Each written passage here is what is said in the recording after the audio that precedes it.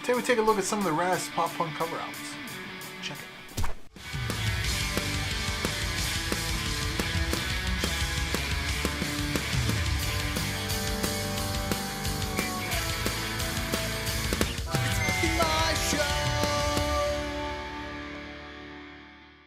Covering other bands' tunes is just rooted in punk rock history. Whether it's the Ramones covering Louis Armstrong's What a Wonderful World, the Ataris covering Don Henley's Boys of Summer, or Social D killing it with Johnny Cash's Ring of Fire. It's no doubt that punk rock will always find a way to adapt its style into another artist's song. However, today we're going to take a look at full-fledged cover albums. First up is Relient K. They have not one but two albums, entitled Is for Karaoke, or is it Eyes for Karaoke? Whatever. The first album includes tunes from Tom Petty and Weezer to the likes of Gnarls Barkley and Justin Bieber, which seem to have a more modern theme to the album. The second album took it a decade or two back and featured tunes by Chicago, Toto, yeah they did Africa, and the Stone Temple Pilots. 4 Year Strong's Explains It All album was right around the time when bands started jumping on that turn pop into punk bandwagon thing, and 4 Year Strong decided to release a full-length cover album featuring some of their influences, including the tunes Ironic by Alanis Morissette, In Bloom by Nirvana, and Fly by Sugar Ray, featuring Travis McCoy of Gym Class Heroes. One of my favorite songs on the record is actually their version of Spiderwebs by No Doubt. Another band who dropped two cover albums was none other than Seattle's own MxPx. These guys are one of the first bands that I know of to drop a full-fledged cover album, with their first on-the-cover record back in 1995. Which featured Summer 69 by Bryan Adams, Take On Me by A-ha, and Oh Boy by Buddy Holly. The band dropped a follow-up cover album in 2009, on the cover too, with tunes like Suburban Home by the Descendants, 500 Miles by the Proclaimers, and Should I Stay or Should I Go by the Clash. Their cover of Punk Rock Girl by the Dead Milkmen is probably one of my favorite.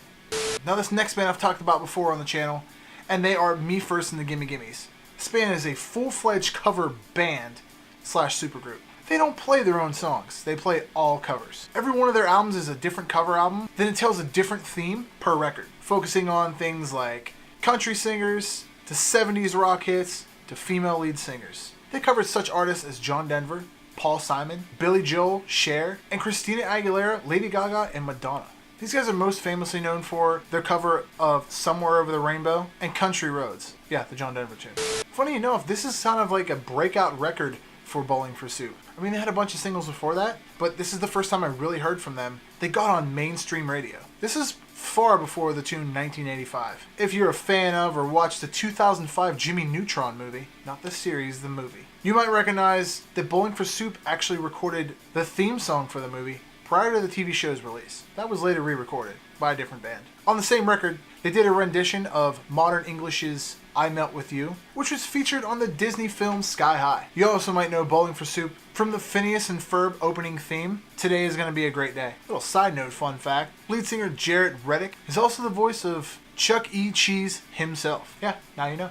Back at it again with them pop-punk hits is Newfound Glory. They're another band who made not one, but two cover albums. Their first in the year 2000, which was entitled From the Screen to Your Stereo. The album ripped through punk renditions of tunes like I Don't Want to Miss a Thing by Aerosmith, My Heart Will Go On by Celine Dion, and That Thing You Do by the Oneaters. It's called The Wonders.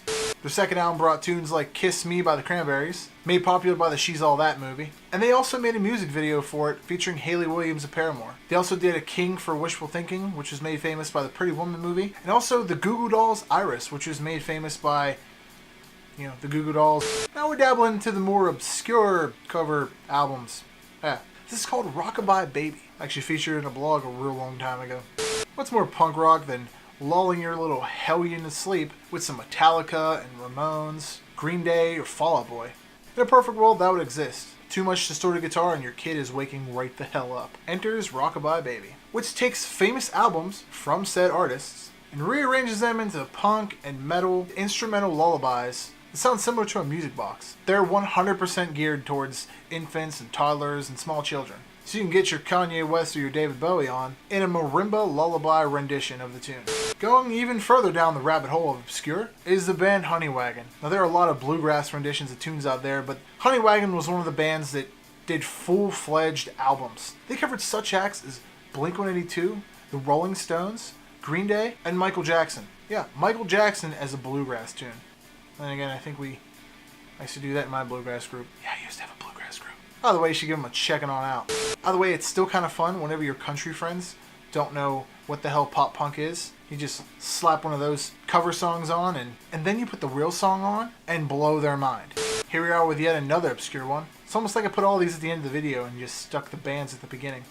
Whatever.